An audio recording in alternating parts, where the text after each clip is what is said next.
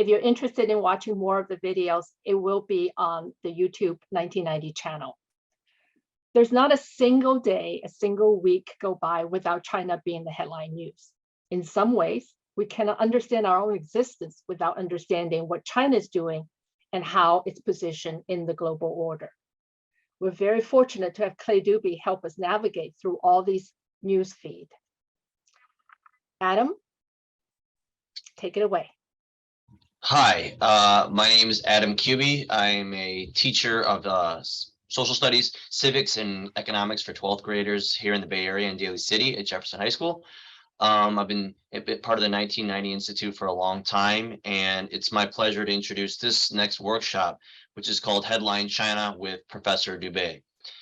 China has been a staple of the headline news in U.S.-China relations, as Sandra just said. Seems to be every day there is new news, and I'm so great to have Professor Dubé here to kind of walk us through all of it, because I know that whenever I listen to him, I learn more about what's going on. I wanted to introduce the Jamboard. I think I need to share the screen. Okay, I'm going to quickly do that. As an educator, I'm processing all this information, and so Professor Dubé is going to talk a lot about things, and I need to kind of understand things. So before the presentation, I know many of you guys are having wonderings or questions or thoughts and feelings that you have going into this presentation about what's going on in China and Taiwan and everything else. So maybe putting that in here will help Professor Dubé, maybe even after, kind of answer some of these questions that are burning right now in your minds. As he's speaking, maybe you can fill in some of the things that you're thinking about the presentation, the content that's covered in them, what you already cover in your classroom, and how they're making connections, so that as we're going through the presentation, others can kind of see where it's making connections for them and kind of connect. And then lastly, after Professor Dubé presents, we're going to take away some things and what you will use in your classroom, how you're going to use it, what goals and outcomes that it's kind of you're feeling these lessons are going to serve. I know as a teacher, I'm getting ideas from other teachers. I think we're all little thieves in the sense that we steal it from each other. And I'm really looking forward to stealing from some of you guys and seeing how you're going to use this in your class. And I'm also looking forward to sharing some of the ideas that I have. So please feel free to use this Jamboard as a way to kind of put those notes and ideas down. It's my pleasure to introduce Professor Dubé. He's synonymous with, let me stop sharing my screen. He's synonymous with the USC China Institute, being the director there since 2006. He's also serves as the director of the National Consortium for Teaching about Asia and on the editorial board of education about Asia. He is no stranger, as all of us that have been in the 1990 Institute, and has moderated these workshops since 2017. He has been a part of the 1990 Advisory Council, and I see him as a valued educator, partner to the 1990 Institute teachers, just like myself, and that have had the privilege to learn under his tutelage over the years and work alongside. He is really a colleague of ours and a partner. I'm looking forward to today's workshop. I know that it's not the same being in person. I know I love being in the same room with Professor Dubé and kind of him seeing my reactions as I am, the things are going off my head. But I know that this workshop is going to be no less interesting, no less thought-provoking, and is no less helpful for my classroom. And I'm really looking forward to it. So I throw it over to the esteemed Professor Dubé. Well, I don't know about esteemed, but thank you very much for such a generous introduction. And like Adam, I miss our time sharing the same physical space, and I look forward to being able to do that with the 1990 Institute family. It's really a remarkable team. You saw some of that already today in pulling together this workshop with Professor Tom Gold at the outset. These incredible videos, all of these resources you should be tapping. I think you should be tapping. And I'd like to echo something that Adam said, which is steal widely, steal wisely. Okay. Borrow from the best, find the best kinds of resources and utilize them to bring China alive for your students, no matter what class you're teaching. This is so critical. And it's really an honor to be with you folks today. And I'd like to encourage everybody. I'll go ahead and start sharing my screen in just a second here. And I'd like to encourage everybody to go ahead and post your questions. I may not be able to see them while I'm presenting, but we've got a great team that will funnel them back to me, either to interrupt me or during the Q&A session that will follow. And your questions are what matters, because what we care about is that you do something with this content, that you take it to your students. That's what we're going to try to do. And so I'd like to encourage people, definitely subscribe to the YouTube channel of the 1990 Institute. I'd encourage you to do that at the USC, US-China Institute as well. Get on our mailing list, do all of those kinds of things. One of my colleagues is with us today, Crystal Shah, and she has helped prepare some of the materials that are part of that reference collection. So I modified the title of the presentation a bit without telling anyone that I was going to focus on China and the world, trying to go beyond the headlines. And those of you who have been with us before, you know that the US-China comparison is pretty much, the US-China relationship is where the US-China Institute is focused. And so frequently I'm talking about those things. But today I want to spread it out a little bit more and look at China's connections to the broader world. And that's really important. And so for a background for these slides, I've got all kinds of different colors, all sorts of widths and these kinds of things. And the point of that is a simple one, that China is thoroughly connected with every corner of this globe. They're in the Arctic, they're in the Antarctic, everywhere you can find China, Chinese. You can make these kinds of connections. And that has happened so very rapidly. Some of the video information that you saw suggests that. And that's one of the things that we're going to focus on. And so in some of the slides, such as this one, I've kept that explosion of color, but I've put on top of it a single layer to kind of suggest where we're trying to cordon things off. We're going to try and cover a lot of ground today. And I thought I should begin with a couple of things that, of course, are very much in the news. The connection between China and Russia, the connection, of course, between China and Ukraine, and the complication of having a couple close partners at war with each other. What does that mean? And so very few state leaders showed up at the start of the Winter Olympics in Beijing, but one who did was Vladimir Putin and had a meeting with Xi Jinping. At the end of the month, of course, less than 3 weeks later, you have the invasion of Ukraine by Russia.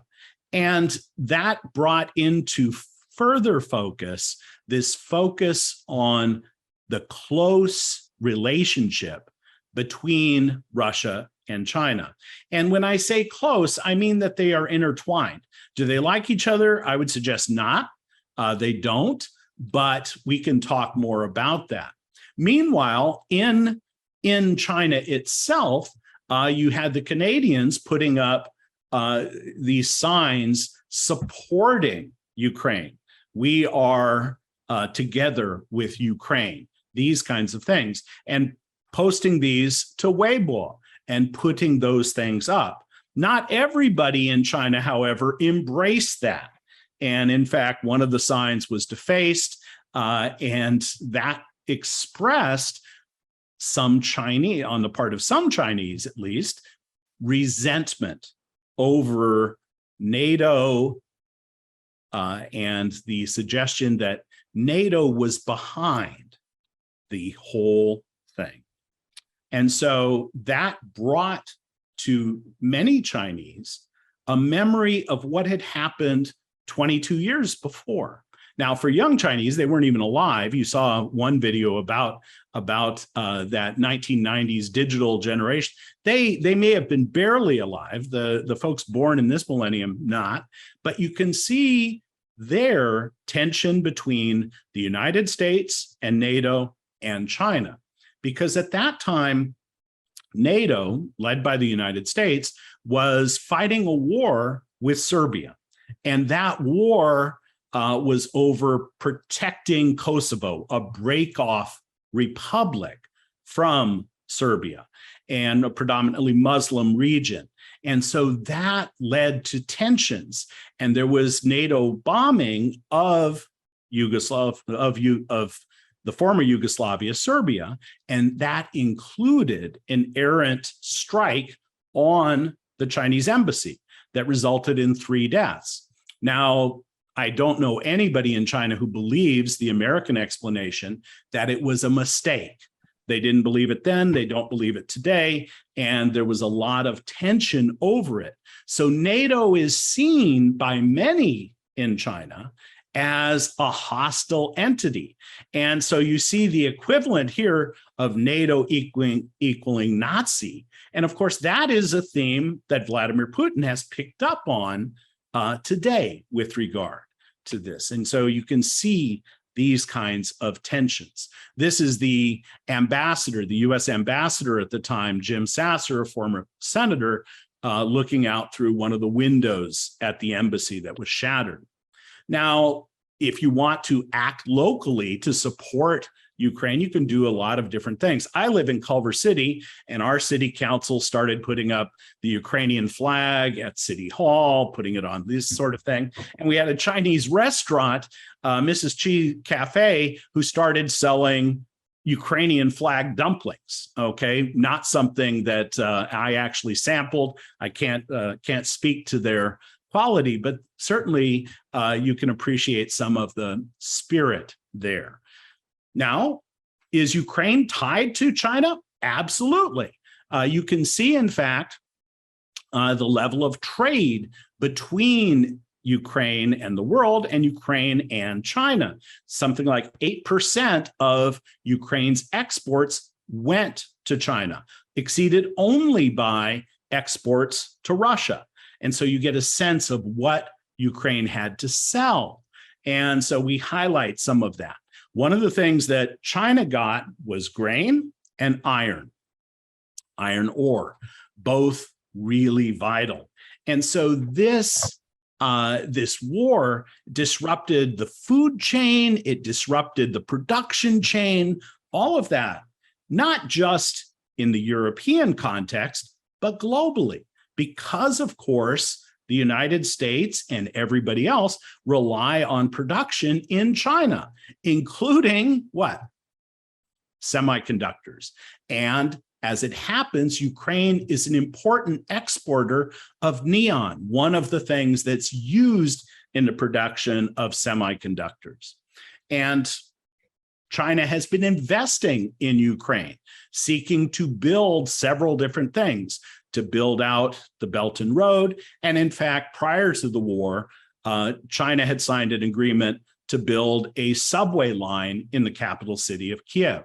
So there's a lot of connection in this. And that's why it's important for students to understand all of these different connections and how this world is very much interconnected.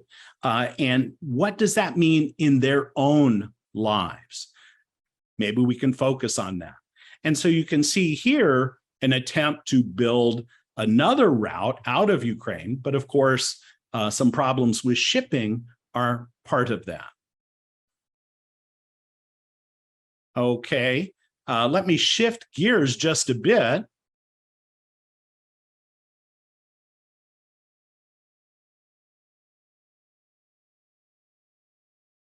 Okay, for some reason.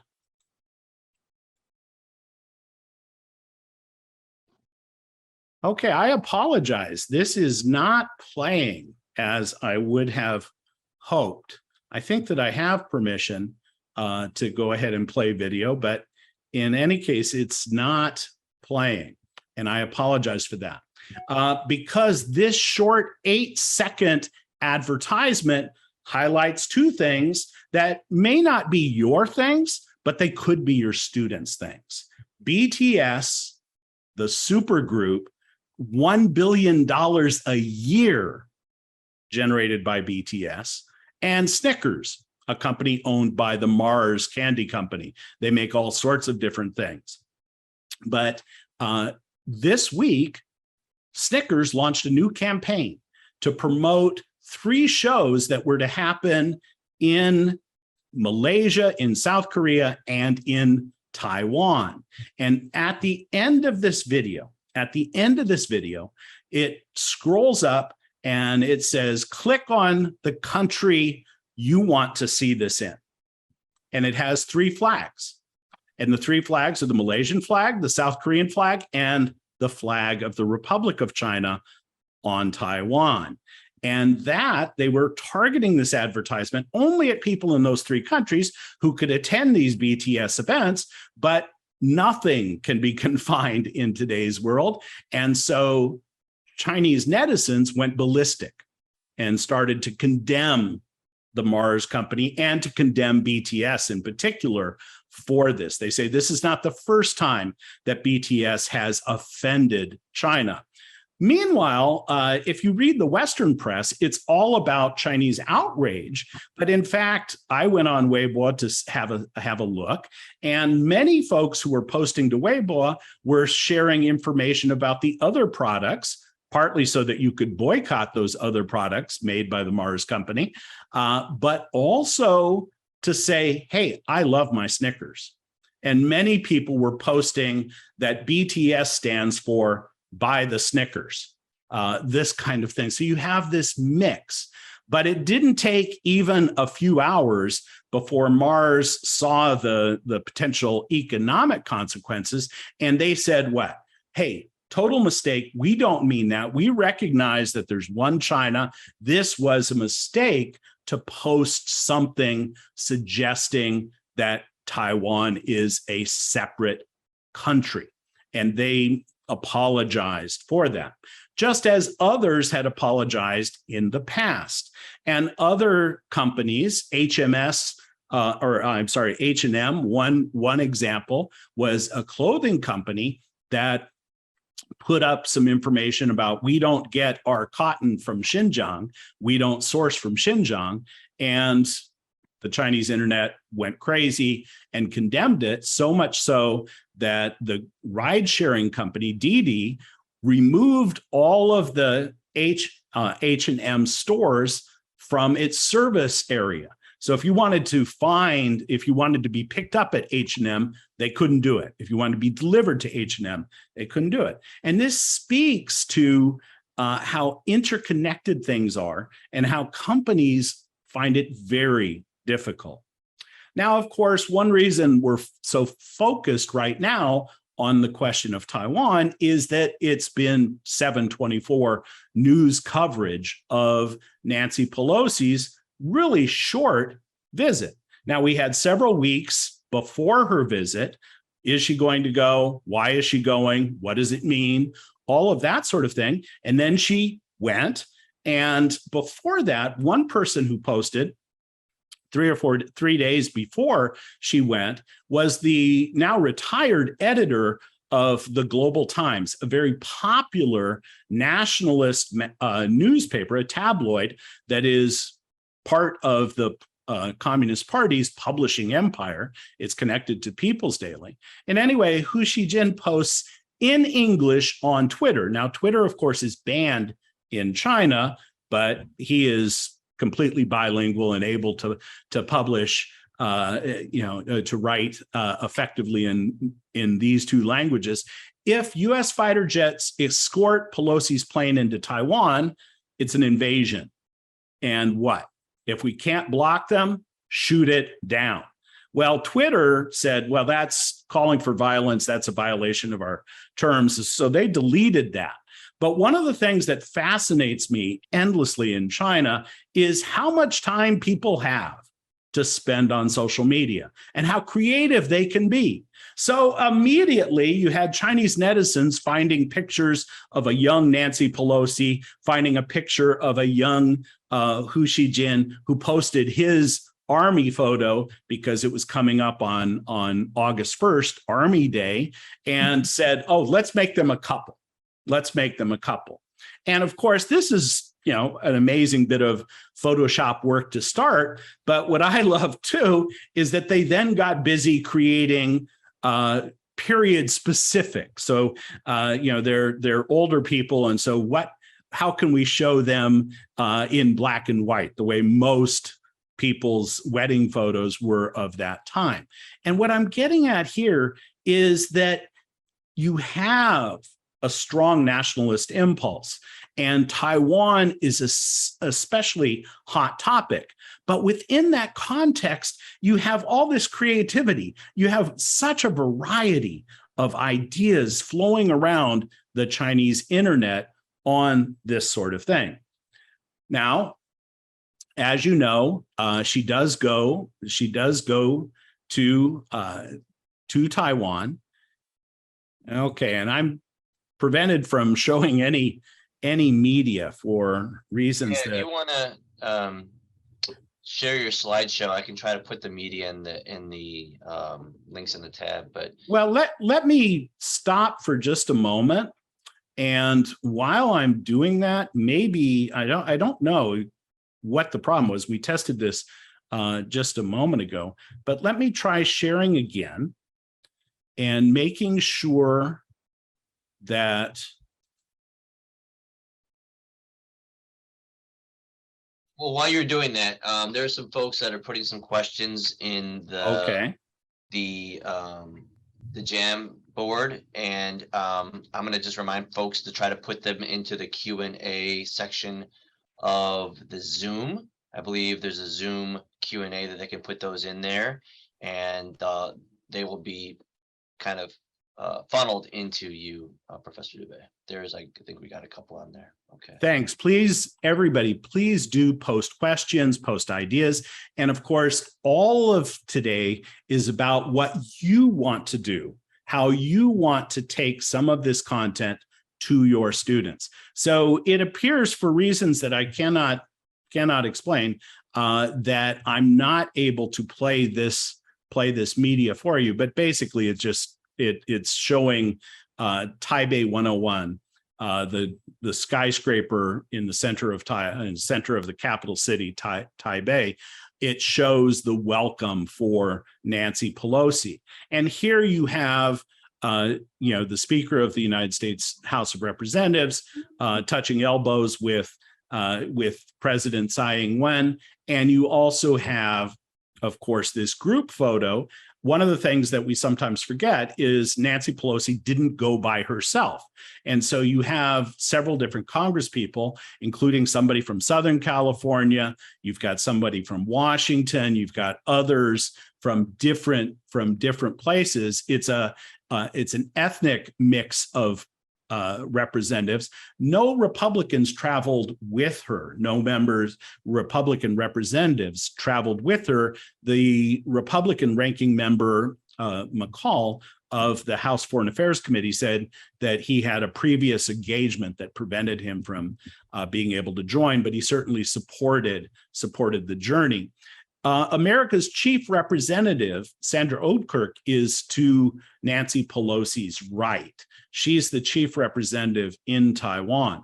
Not everybody was happy with the visit, either in the United States. We know, of course, that most people in China were not so happy with it, but also in Taiwan, there were protests as well. Although many people ignored the visit, some people supported it. It's quite a mix. Now, again, this happens right after August 1st, which was the 95th anniversary of the founding of the party's army.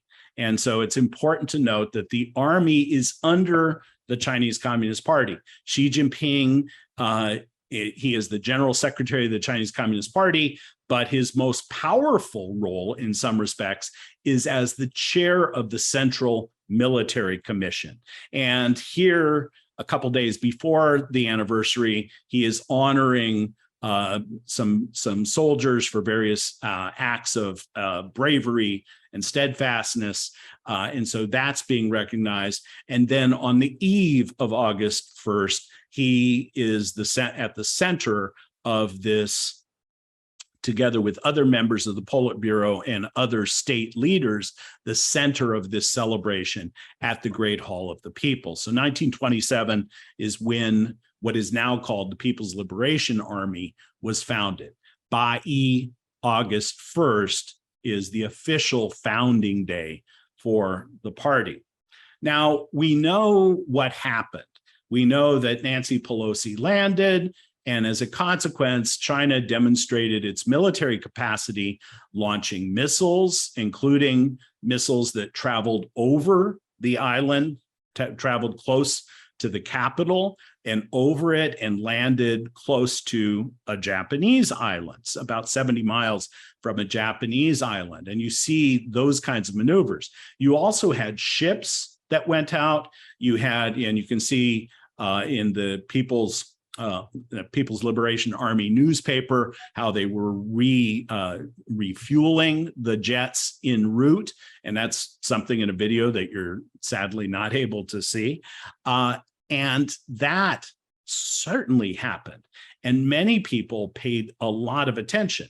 Now, it's important to note that China has been exerting or exercising its military forces in the vicinity of Taiwan for quite some time.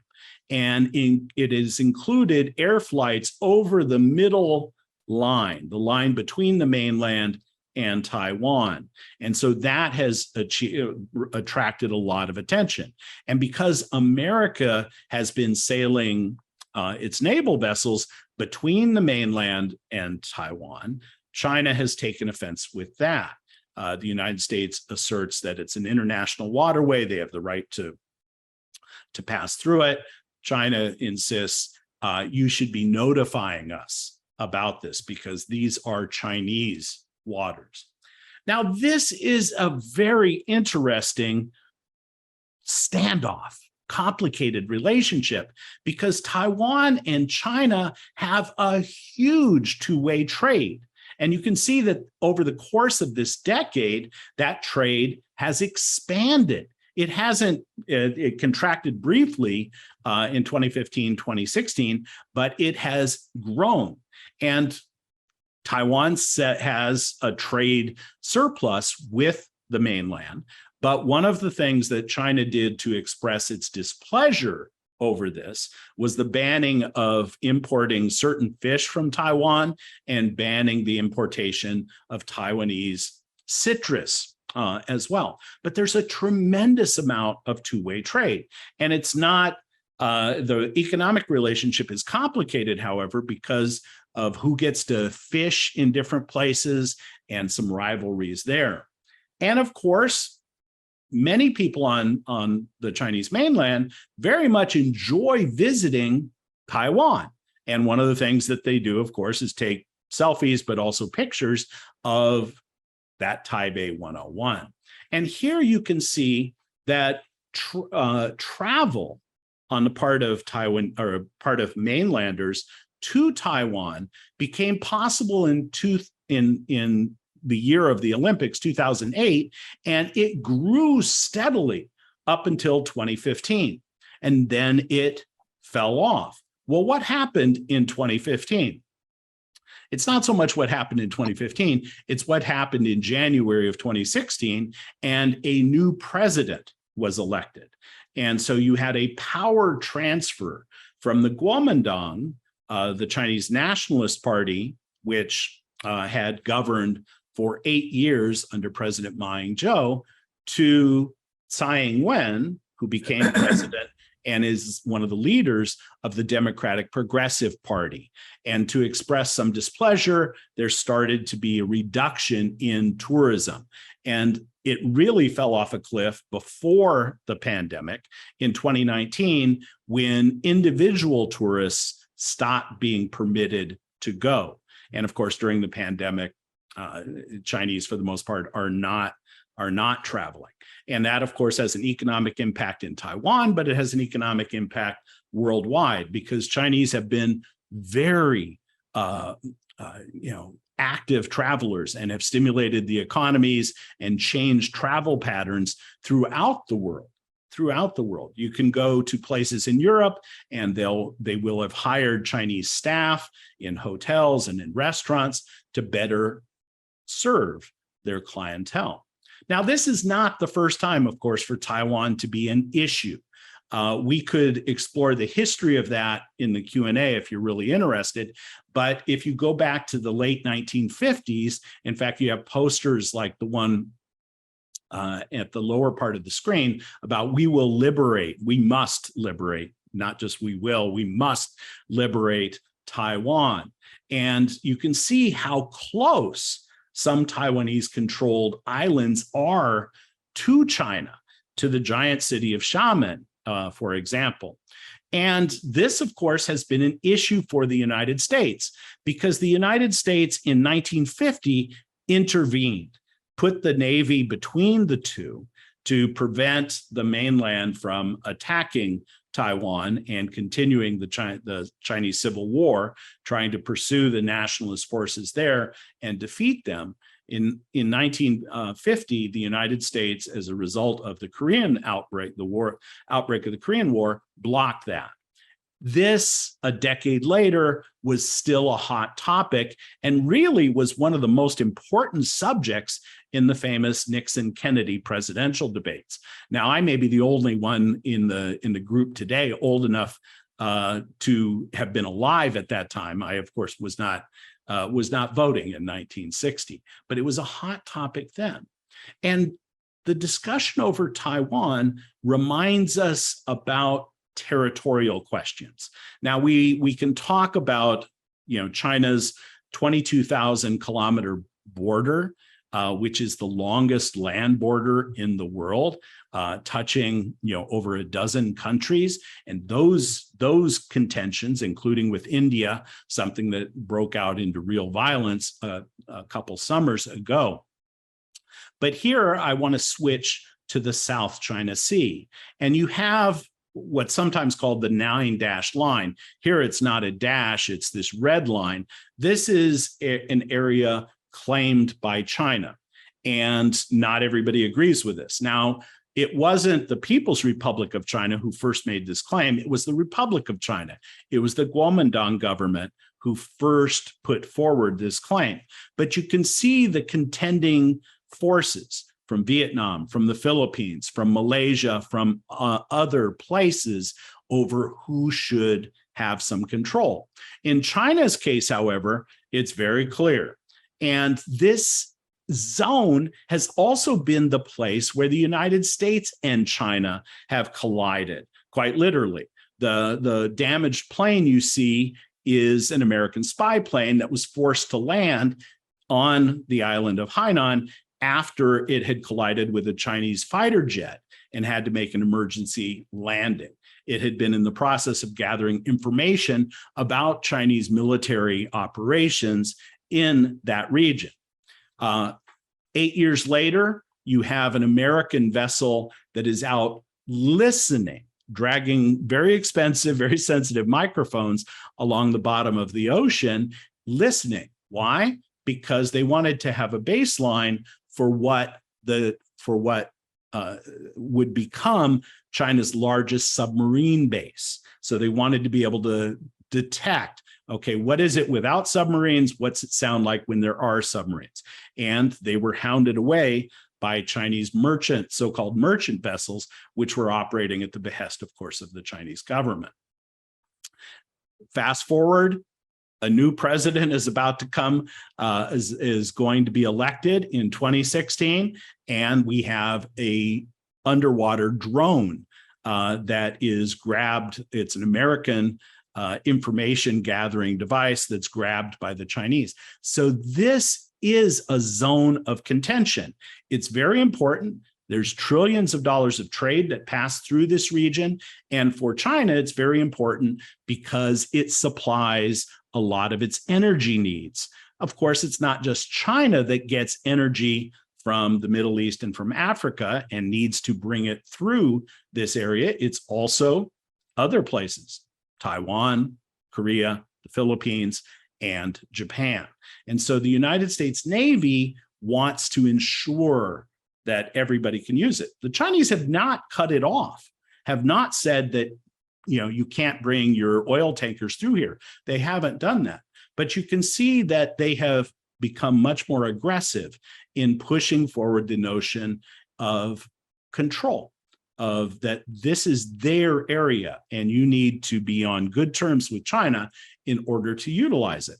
And so you have the passports now, beginning in 2012, new passports included that claim to the South China Sea.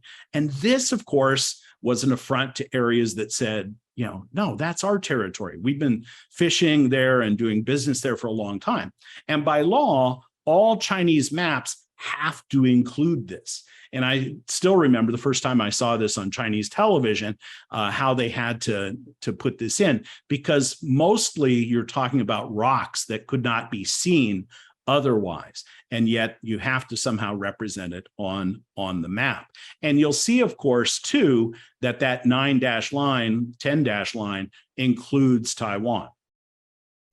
The Gap tried to sell T-shirts that didn't include Taiwan. That was a problem in China. My favorite example. Good question that was in the chat. So I wanted to throw a question that was in the chat. Sure, go ahead. What are the feelings of citizens in China have about the U.S. and China relations, and also about Russia and China relations? And you kind of talk about the Gap coming up with the T-shirt. Did Chinese citizens have a feeling about that? Well, the Chinese citizens are the one that reported it, and then there was a lot of attention, and the company, not wanting to offend its consumer base, apologized and said, sorry, we made a mistake. The T-shirt definitely should have included the island of Taiwan because Taiwan is part of China.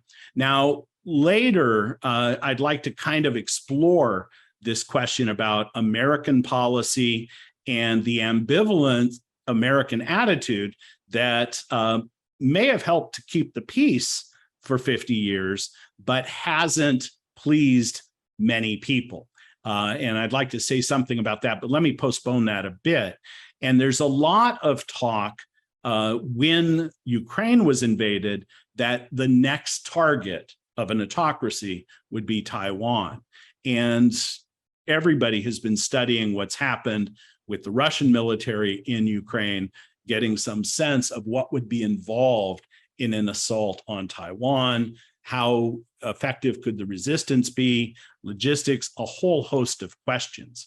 But you can see ordinary people joining this campaign. So here you have a tour group that wanted to go to Vietnam, and they had to stop at the immigration checkpoint, and they had to cover up because the Vietnamese authorities didn't like their T-shirts, and you can see they all wear the same T-shirt, which asserted control over this area, or that this is Chinese turf. Now, from the American perspective, and perhaps from the perspective of the Vietnamese, the perspective of the Filipinos, who have been most engaged with China on this, many people see this as salami slicing. What is meant by that? And here's a cartoon that refers to that. And it refers to the idea of slowly adding to your control, moving the base, as it were. So building an island, stationing military guns there, or building a runway, or doing something like that, converting what had just been maybe a rock into a viable post. Now, if you ask American military planners, they say that's the easiest thing, to hit something that doesn't move. But for others in the region, this is a way for China to extend its capacity by having places to refuel, places to land, places to take off, places to attack vessels from, and do these kinds of things. And so from the American or perspective of some Southeast Asian countries, this is salami slicing. But the Chinese, it's important to say, see the Pelosi visit as a kind of salami slicing. And this is really important to understand, that for the Chinese, they have seen a steady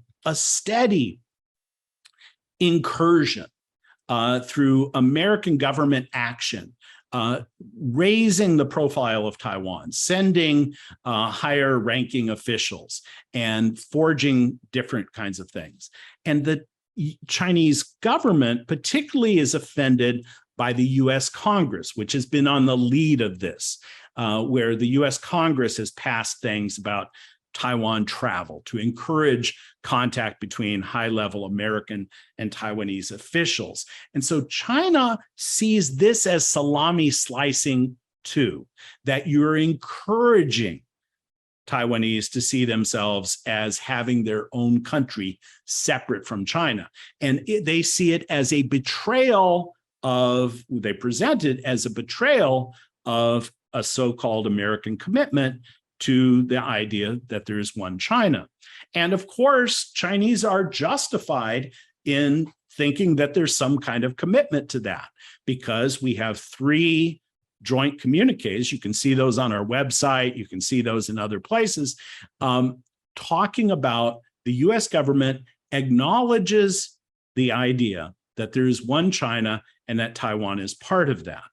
Now, what is seldom referenced in the Chinese discussion of those joint communiques is the American insistence that the United States has a stake in the region, that peace matters, that these things are critical, and that the United States asserts that neither China nor Taiwan should upset the balance unilaterally, and that the issues should be resolved peacefully.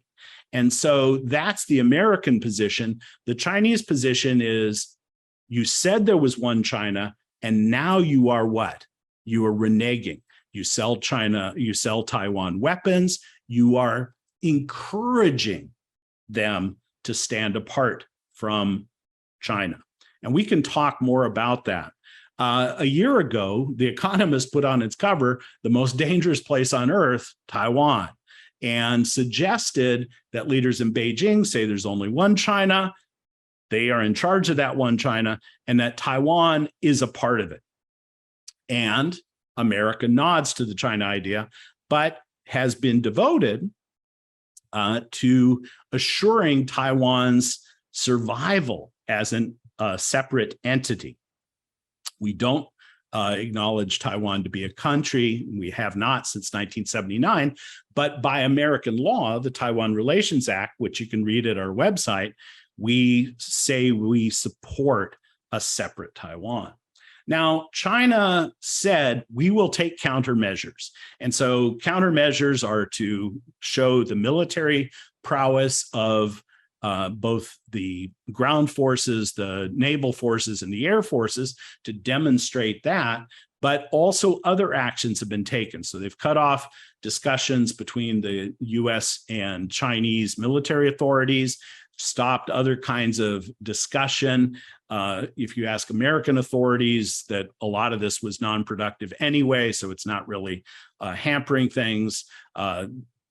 China wouldn't take back people who were accused of committing crimes in the United States. So there's a lot of things going on. I would like to stop at number 8, suspend China-US talks on climate change, because I'll be shifting to the big question, the existential question, is China, the United States, and everybody else, and climate change. But before we do that, we also want to note that the Chinese government has also sanctioned Nancy Pelosi, her immediate family, and that joins sanctions that they imposed on Trump administration officials, including the former Secretary of State, who on the day that Joe Biden became president, he was, among others, not permitted to do business in China. Not that he necessarily wanted to do that, but he was prevented from it. 2 months later, he goes to Taiwan. He receives an award from Nancy Pelosi, and he, in fact, calls for recognition of an independent Taiwan, which is a break from American policy, which he represented during his time as Secretary of State. So, climate change. If you ask ordinary Americans, what's the threat? What are the hazards the United States faces? And by the way, I only have about another 70 slides to try and cover in the next 10 minutes. I'll do my best. Critical threats to the United States. So you have China's military power is seen by 2/3 of Americans as a threat. China's economic power, more than half. And almost half of Americans responding to Gallup said that China is the greatest enemy. And this is a big increase in just 5 years ago. 6 years ago, only 12% of Americans identified China as the top enemy. Russia is seen as enemy number 2 as posing a threat. Now, this is, like everything else in America today, quite polarized. But I want to shift to what other threats, so non-national threats. Cyber terrorism is seen as the biggest threat to the United States, and that's been rising. Concern about that has risen over the last 6 years. Disease, the pandemic's still around, but only about the same share of the population was concerned about that. Still, it is a significant share. But global warming, this is the thing that is a shocker until you look at the party breakdown on it. Only 55% of Americans see global warming or climate change. They put both words so that you could say yes to one and have that count. And this is only a slight increase since 2016. And of course, we've seen global temperatures continue to rise, and we've seen the extreme weather that may be partly attributable to some of this change. But overwhelmingly, Democrats say it's a real thing and it's a threat. Republicans, for the most part, don't believe it to be, some don't believe it exists, but certainly 4 out of 5 don't believe it to be a critical threat. We, of course, have cases in China, and people in China, there's been more government effort to try to promote understanding of this. And beginning in 2010, it didn't score as high as worries about water pollution, but 2/3 were willing to spend some of China's, not their own money necessarily, but some of China's GDP to try and mitigate the problem. By 2012, almost 4 out of 5 said that climate change was a serious problem. They were very worried about it, somewhat worried, and almost 70% said that Chinese were already being affected. So just look at last year, the flooding in Zhengzhou, that attracted a lot of attention. Some people say that kind of extreme weather where water just pours into a region might be partly attributable to this. By 2015, you can see that this increases. By 2017, 4 out of 5 people are very or somewhat worried about this. And this year, we've got flooding in certain places, but also extreme heat. And so these people have gone to an air raid shelter to try to survive the extreme heat. They've gone underground. But because it's China, they're also connected. There's plenty of cell coverage. They can still be on social media. And we could look, we're going to skip over some of this. There's a lot more data on specific places that people don't usually talk about, Zhengzhou, Guiyuan, other, where people have a clear sense that global warming is happening. 87% of these folks said, yes, it's a real thing. But many were not clear on how global temperatures were rising. And they were especially unclear as to what could be done to reduce it beyond reducing emissions. And who is responsible for that? So that was a big issue. Now, as you know, China is the number one emitter of global greenhouse gases by far. Chinese, CO2 emissions exceed everybody else's. The United States was the longtime leader in this area, but it no longer is. And you can see here from this chart, that blue line at the top is the declining per capita emissions from people in the United States. But you can see we are still twice. People in the United States on a per capita basis produce twice the greenhouse gases as do people either in Japan or in China. And India is rising, but still is quite a bit behind. So this, of course, is why the Chinese say, hey, you want to reduce greenhouse emissions, get started at home. Take care of your own house before you nag us. And you've been doing this a lot longer. And so there are maps, and you'll have access to this after the workshop, maps depicting, okay, annual CO2 emissions in 1900. And you can see the industrialized parts of Europe and North America were the big emitters. China, India, not nearly the players. By 1978, though, you've got the Soviet Union, you've got China, you've got India, they are emitting as well. And if you look in 2014, the leaders by far are China and the United States. So we are producing a huge amount of this. And even though the United States has reduced it, we are still producing more on a per capita basis, twice what your average Chinese is producing. What is China doing to address this? The rise of renewables, and talking about this kind of thing and comparing this. Hydroelectric power is very important, but many people say that building these dams is destructive, so it's very controversial. Some mention was made of that with regard to the Three Gorges Dam in Tom Gold's lecture earlier. Wind power generation, again, these efforts. Solar power, China is the source of many of the solar panels used in the United States and has helped to build out the American industry. And in fact, a Chinese company produces these here in California. Biofuel, energy, these things. China is pushing electric vehicles hard. There are dozens of companies that hope to produce vehicles that Chinese and others will buy. BYD is the leading company in terms of sales in China, and they're represented here in Southern California as well. And they were the number one in terms of sales, but only half of those cars were fully electric. Tesla is the number one in the sense of fully electric vehicles, and Tesla's China market is very important to it. Right now, China represents its second largest market after the United States.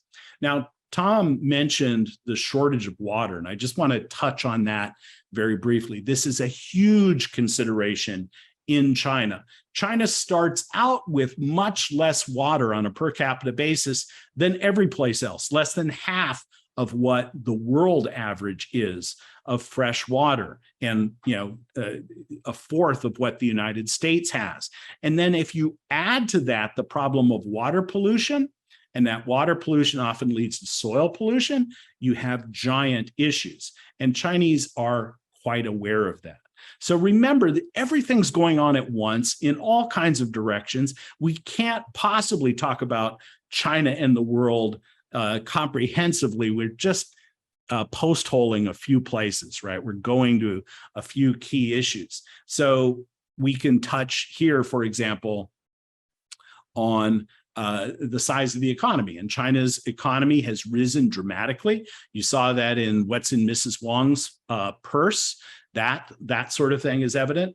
I got married in China in 1983. At that time, you needed to have three things. You wanted to get married, you had to have three things that went around: a bicycle, a sewing machine, and a watch.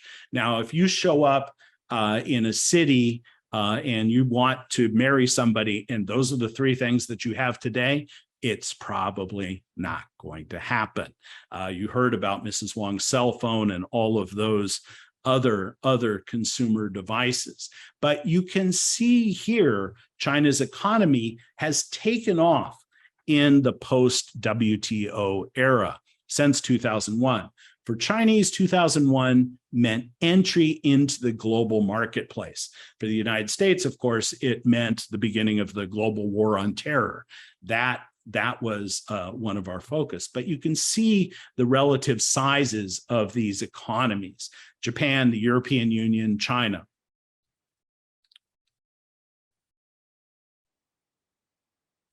On a per capita basis, China has risen dramatically. And if I put just over just the China graph, you would see it almost going straight up since 2004, 2005. It goes really rapidly higher. And this is gross domestic product. So it's not actual income. It's the value of all goods and services produced in the country divided by the number of people. There's all kinds of problems with the methodology, but it is what we have. In any case, you can see the dramatic increase. And for young Chinese, they've only known the idea of things getting better until today. Now it's getting harder to find a job, even if you're a college graduate. Much harder, and that's having an impact. And the government is trying to figure this out. They have a labor shortage, but they also have too many people who have college educations and no jobs, and people who are often unwilling to move from a big city to a smaller city. Now, China is totally integrated into the world, but it's a very weird kind of integration. As the Chinese economy has grown, you've seen that, for example, China is the biggest trader in goods, but isn't that important on global services. It has 111 of the Fortune 500, the largest companies in the world, about the same number as the United States, about the same number. But American companies, the S&P 500, the average is that 44 of their revenues come from outside the United States, whereas China's big companies are very enmeshed in China and dependent on the China market. Only 18% of their revenues coming from abroad. And so as China's economy has grown, it's meant that succeeding in that Chinese economy is enough. You can make a ton of money just doing business in China.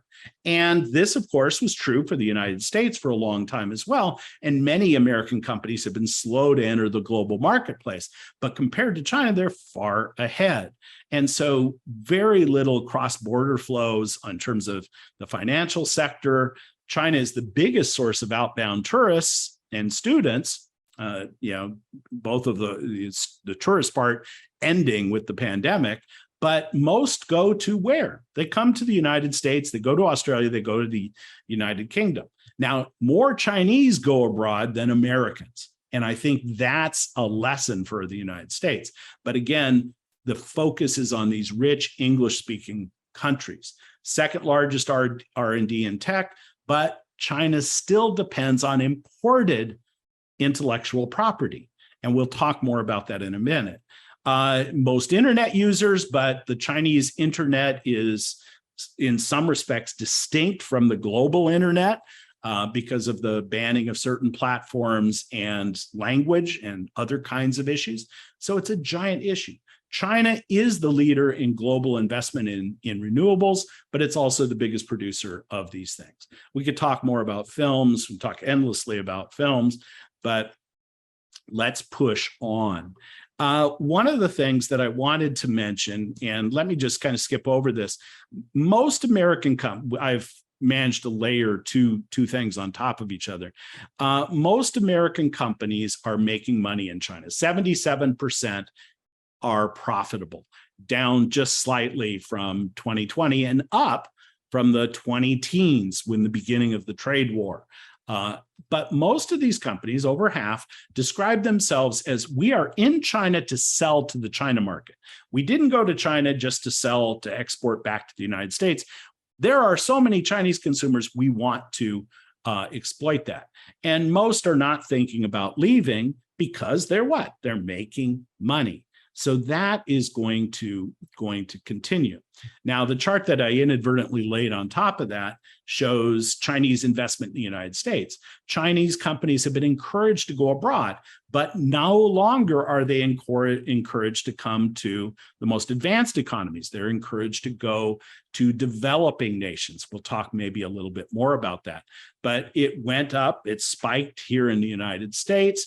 BYD, that company I've already mentioned, started making electric buses in a northern suburb of Los Angeles and selling those buses in Long Beach and some other places in the United States. Seattle, you may have ridden a BYD electric bus. So what does American business say is the biggest problem? Since before this, they had problems with Chinese regulations and things like that. Now they say the biggest problem since 2021, 2022, rising tensions in the US-China relationship. Today, this poll was done in February, so today they might say zero COVID as an issue, but the issue is the relationship, that it's making it more and more difficult to do business.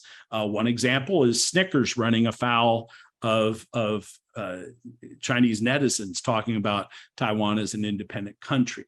And so we have different labels for China, for this relationship at various times. Now, a lot of people are talking about decoupling, separating. But American business does very well. One example is Starbucks. Starbucks goes in 1999 in 230 cities, and they employ 60,000 people. They are looking to open a store every 15 hours. They want to reach 6,000 stores by the end of this year. I've put a map. I used the store locator app and found all of the Starbucks, more than 80 just around the palace in Beijing.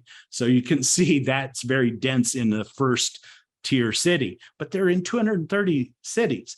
But with the lockdown, a third of their stores were closed and revenues fell off a cliff. They're still optimistic and they're still promoting the social impact, the positive social impact that they are having in China. Now, I mentioned that Chinese investment is not flowing to the United States now. It's flowing, individuals are still buying houses and things like that, but the big state-owned companies are not buying into the United States unless it's a strategic acquisition, a high-tech acquisition. Instead, China's pushing what? China is pushing the Belt and Road, investing on the Belt and Road. And this is the signature piece, foreign policy piece for Xi Jinping. 2013, he first starts to talk about this. Chinese companies had already been encouraged to go out, but he starts pushing it into Southeast Asia, pushing it into Central Asia. It makes a lot of strategic sense for China. China's built a lot of things and it needs to expand markets. It also is running out of workers. Let's go find younger places where the median age is lower. China now, the median age is 38, the same as in the United States.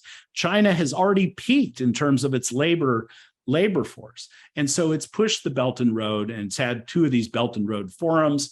The first of those was attended by a number of heads of state. The guy in the middle here, though, you may have seen him testifying before the January 6th commission a couple of weeks ago, Matt Pottinger. He represented from the National Security Council, the United States at the meeting. So we didn't send a head of state. We got our family photo here, Vladimir Putin right up front.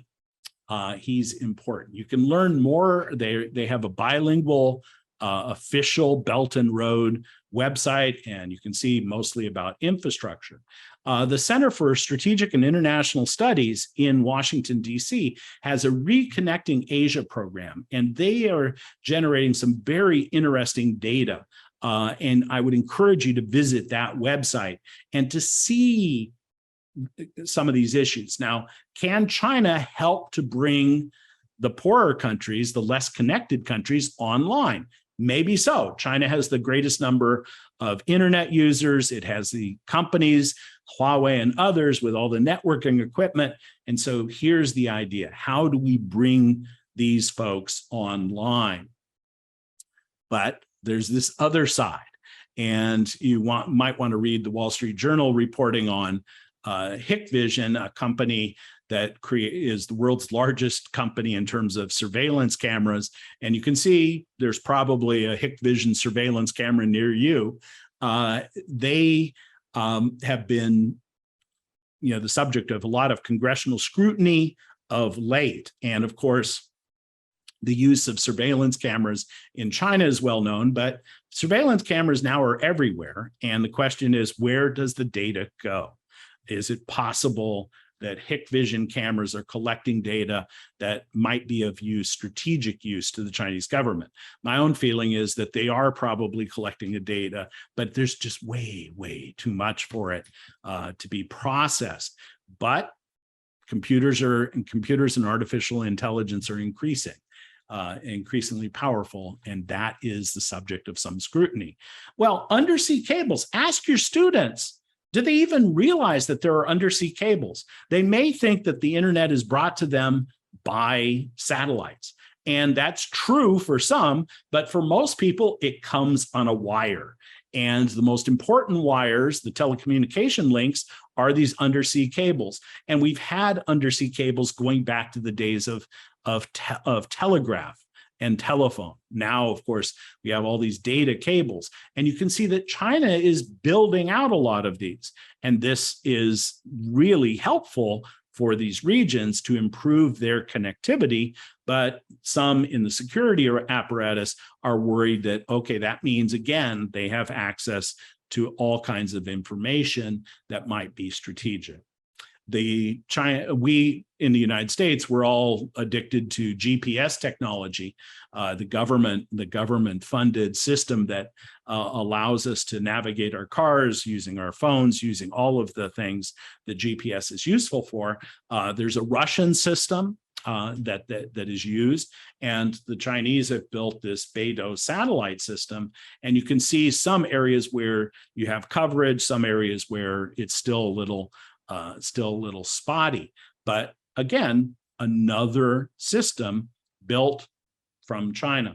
And so these three charts from Visual Capitalist, a great website, you have to use care because they tend to exaggerate some things and they neglect China way too much of the time. Today, however, they happen to be reporting that Chinese drink more beer than everybody else.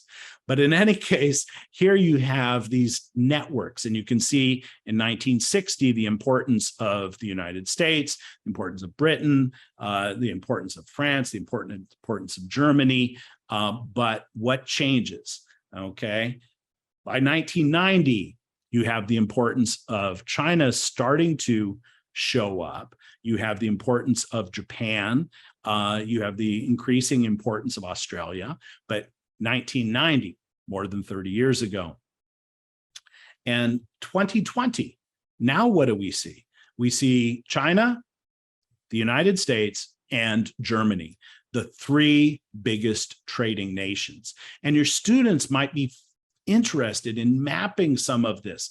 What is being traded? What are the goods? And there are great resources for this.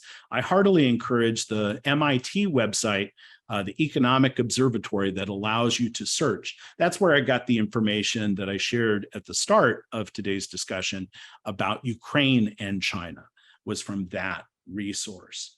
China wants to move high tech.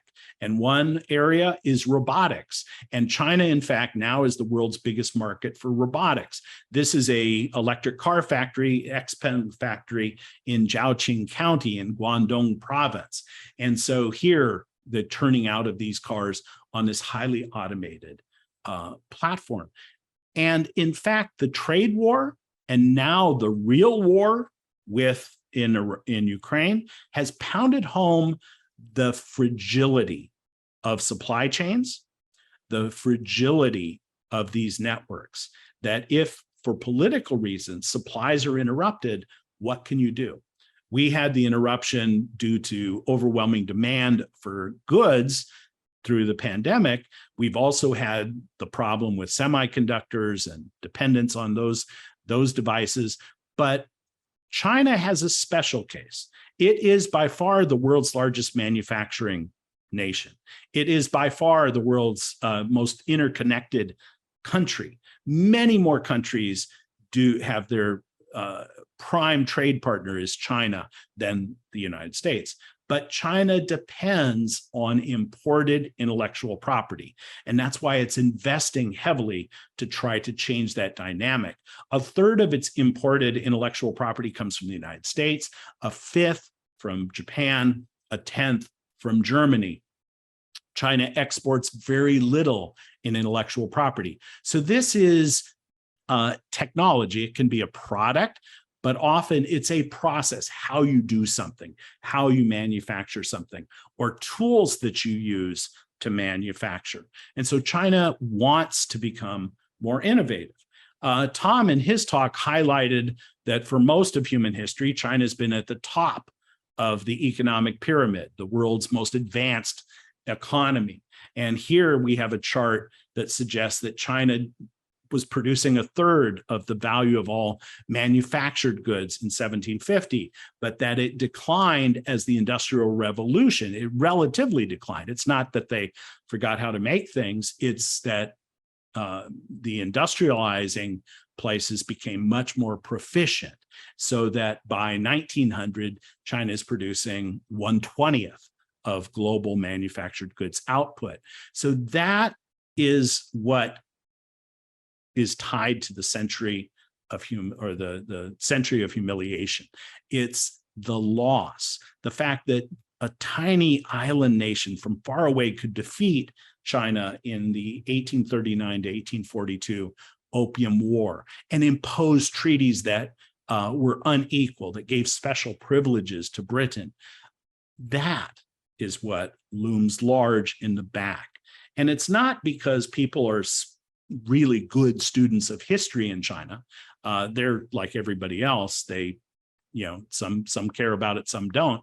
It's just that it's pounded home relentlessly. There's a National Humiliation Day that marks the anniversary of the Japanese invasion in Northeast Asia. And so everybody is taught about it. Tons of films and television shows are about it, all of that. China wants to return to what it considers to be its rightful place. So in 2015, it has this Made in China 2025 plan, which talks about how do we become a player in the key technologies of the future: green energy, artificial intelligence, semiconductors, mapping, all of these kinds of technologies. And that gets announced, and most people don't pay a lot of attention until the trade war.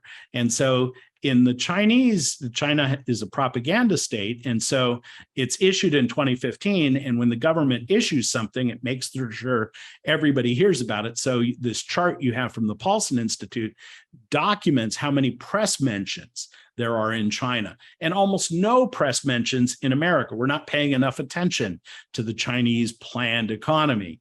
And then the trade war breaks out during the Trump administration. And now Americans are talking about it. Meanwhile, the propaganda spigot is turned off in China, and they stop talking about it. The surviving mentions are mostly, well, it seems to be bothering those Americans. Now, is China open for investment? And the answer is it's not as open as the United States. But the United States is not as open as many other countries. We rank number 50. China ranks number 73. Luxembourg, Portugal, far more open than the United States, or certainly China. And Malaysia and New Zealand, these are countries that we talk about as well. And you can see, though, that China has become more open. Okay, these indices. And this is based on, the OECD, which is a multilateral organization based in Europe, but the leading economies participate in it. And you can see that some sectors are more open than others. You want to open a media business in China? Not likely. You want to make stuff in China? Come on in. No problem at all. So 0 means totally open. 1 means not open. And you can see certain businesses, certain sectors are more open than others. And what is China doing? China is trying to match the advanced economies by increasing investment in research and development. They want to be the leaders. China, of course, has a manned space program plus unmanned space program. All of these efforts in artificial intelligence, trying to develop semiconductors, these things. I'm going to skip over this. We know the Huawei story and how tense that became, but let's talk semiconductors. And so, Micron, based in Boise, Idaho, actually makes most of its chips in Taiwan. It designs them in Idaho and manufactures them somewhere else. Many are manufactured by TSMC, but also United Microelectronics in Taiwan. And that entire industry in Taiwan, it's important to note, was boosted by the Taiwanese state. They invested heavily in making it possible for Taiwan to be the dominant player in the most sophisticated chips. Can I China, so Professor Dubay, can I throw this into some of the questions that we're getting? Because we're getting close. Let me just push on for just a second, if that's okay, Adam. Sure. Yep. Okay. I just want to say, we're talking about, TSMC is building out in Washington. They're talking about building in Arizona, these things. China has a profound need. Right now, less than 1 out of 5 of the chips it produces itself. It has to import this. And so China feels vulnerable because the United States dominates this. The United States is not the only player. Samsung is the number 2 after TSMC, but they have these limits. And one pivot point is this company based in Holland, but dominated by the United States. And the United States won't let this company sell the chip making equipment to China. So the Chinese say, you are trying to shut down our growth. That's unfair. I'm going to have to go ahead and stop. I have some things about inequality. We can maybe touch on some of these things to come. The inequality within regions, the inequality across regions. One of the videos you saw had some ideas about what people spend money on. Where does China's food come from? Most of it is produced within China, of course, but in terms of imported stuff, the US is the big supplier. Ukraine, number 2. So does China care about the blockading of Ukrainian ports? Absolutely. That has an impact on the cost of noodles. Okay. So these are issues. The United States needs China as a consumer. China is our number 1 destination. During the trade war, it dropped dramatically, but last year, 1/3 of American agricultural exports. But let me go ahead and stop. I was going to end with some music, but let's use the time we have. Yeah. My goodness, Sorry, I swear we could do another hour, if not 2 or 3 different webinars just to listen to you talk. I feel like I'm going to be hated for interrupting and taking this to an end.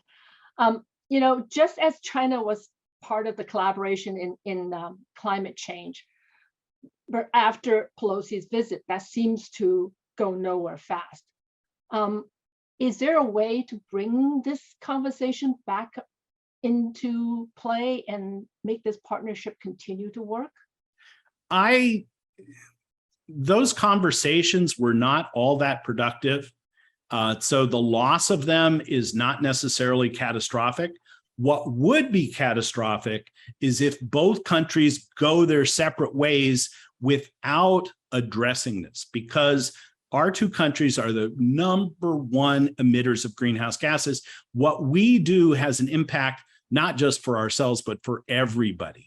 And so I think at this juncture, it's perhaps unrealistic. It's sad because we have collaborated usefully, especially the state of California with China, on different ideas about addressing this. But what's most important is that we both move forward, that we find ways to move forward. if we're moving forward separately, it's not ideal because we're not coordinating it. We're not cooperating as much as we should. We're not exchanging technology and doing those kinds of things. It's not ideal, but we can still make progress as long as leadership in both countries recognizes the issue and moves forward.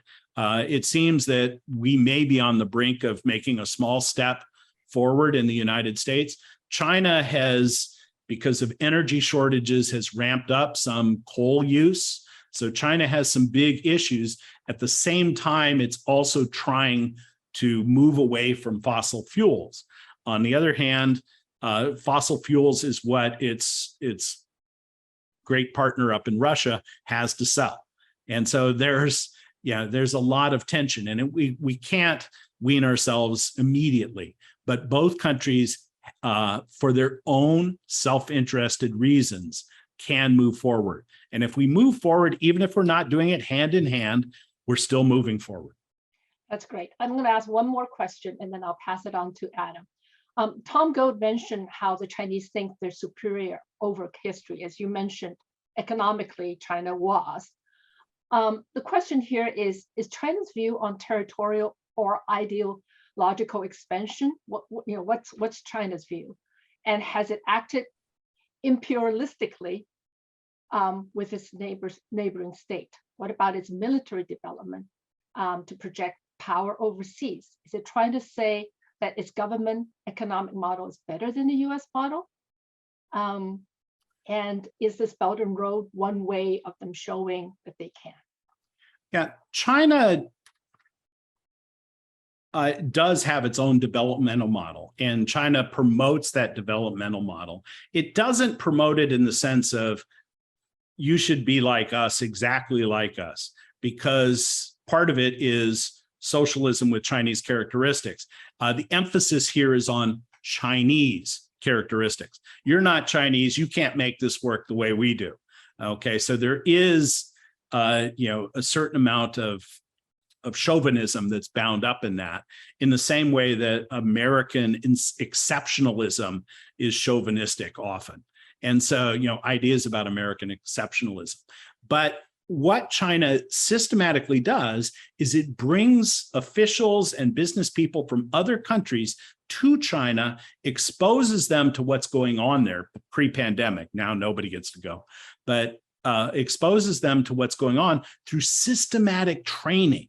And so the Ministry of Commerce has a school where you go and live and you learn the Chinese way of doing business, and you go on field trips to meet with Chinese businesses, to connect and to do these kinds of things. And for many people, you have to be impressed with what China has accomplished. Now, in some respects, China's accomplishments are similar to what other East Asian nations have done.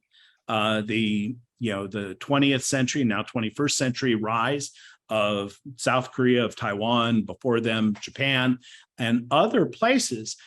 And they use some of the same tactics, but you have to be impressed at how far China has come. And so many people say, maybe we have something to learn from this. And so do Chinese encourage that way of thought? Absolutely. Why not? Why not? Emulate us. You can't quite match us. You're not Chinese, but do the best you can. You can borrow some of these ideas that we are happy to share, and we're happy to invest to help you make these things happen. So you made reference. The question was maybe as broad as my answer, in the sense that Belt and Road is part of this extending out and connecting. Quite literally, all roads and railroads and digital lines lead back to China, with the Belt and Road Initiative. So you definitely have that. It's self-interested. It's giving Chinese companies something to do, some business to conduct, and connecting those countries and those peoples more closely to China, to export goods to those places, to work in factories, to produce Chinese goods for Chinese companies. All sorts of things happening on the Belt and Road. I didn't have a chance to show you, for example, in the Balkans, China has 60 projects just in Serbia. So China's Belt and Road Initiative is really quite extensive. And just the fact that they have, Volvo in South Carolina, which is owned by Geely, that is, kind of a stray path on the Belt and Road. The Belt and Road is centered on the Eurasian landmass and into Africa. That's fantastic. I know we will share the presentation material, and there will be a lot more things that people can see from your PowerPoint. Adam, I'm sorry, there's not. No, it's all right. I'm going to ask one yeah. question. Go ahead. As an educator, this is simple for me as an economics and government teacher to take what you did, take your PowerPoints. I've literally done it before, pull some slides out, show it to my class, and have a discussion. We have some upper elementary grade level teachers that are trying to do some compare and contrast work. And we have some language teachers who are trying to blend in the idea of seeing things from multiple perspectives, from the Chinese perspective, from the Taiwanese perspective, from the US. Could you speak to that as my one question?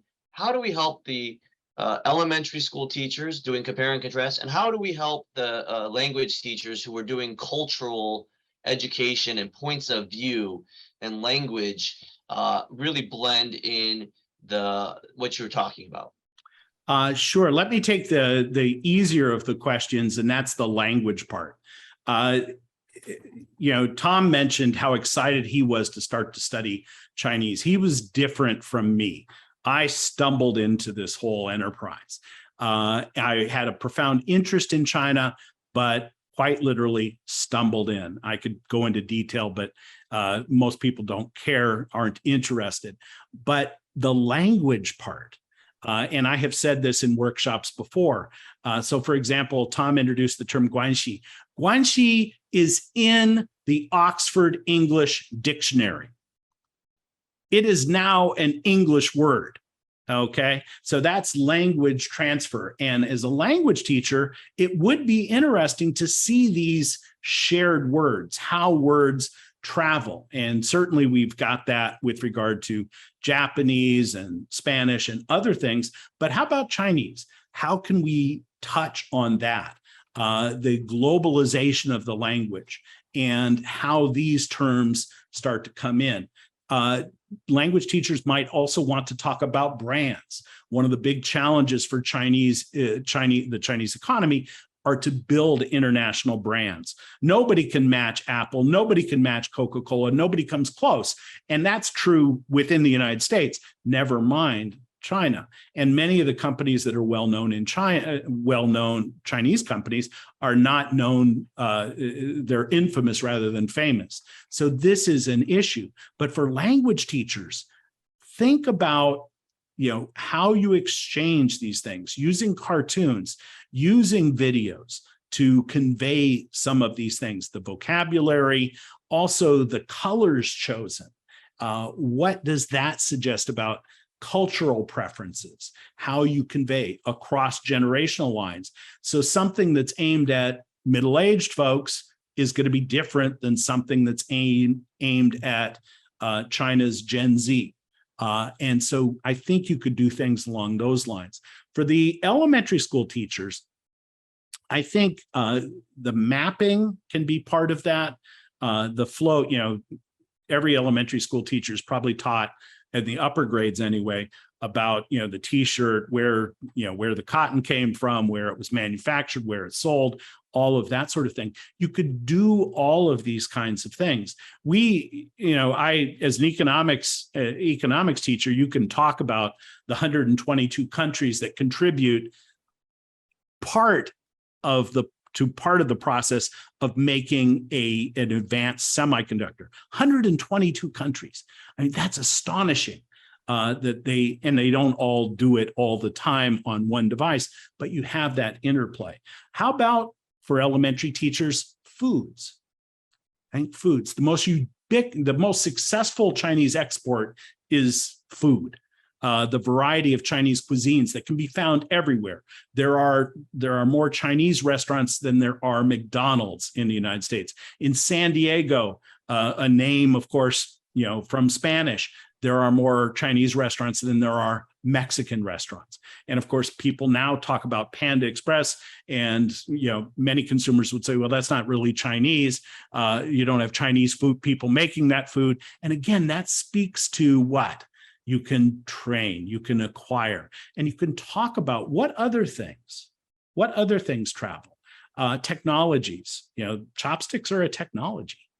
And so what's going on with this?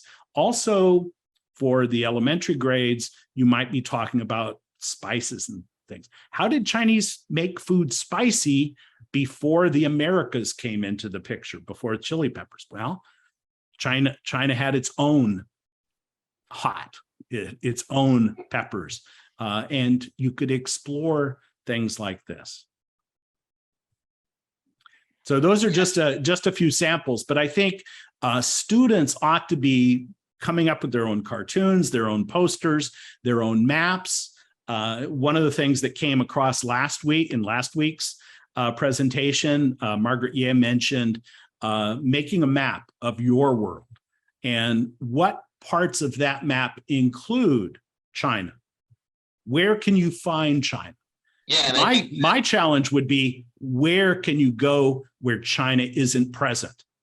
I think that you hit on a lot of themes. I typed in trades. I'm showing the resource page here. Trade comes up to mind. That could be elementary, it could be middle, high, it can be in a language class.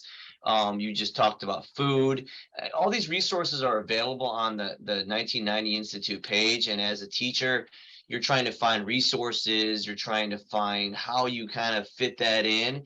And I think that the 1990 Institute has really done a good job of procuring a lot of the stuff that you guys have shared with it. And I know that Sandra's going to talk a little bit about kind of closing things up here and where these resources are and next steps. So I'm going to throw it back over to Sandra, who's going to take it away. Thank you very much. My gosh, my brain is full and overspilling right now. This is fantastic. Let me just remind a few things for all the audiences to do. We have 2 free books that are available, and the link to request these books should be coming up on your chat box. For this Angel Island book, which pertains more to the webinar last week, is available for a digital download up to tomorrow.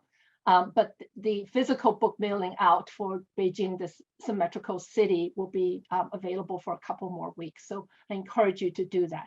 I also encourage you to actually go into our teachers workshop portal for your resources. As you can see, last week information is already loaded onto the website.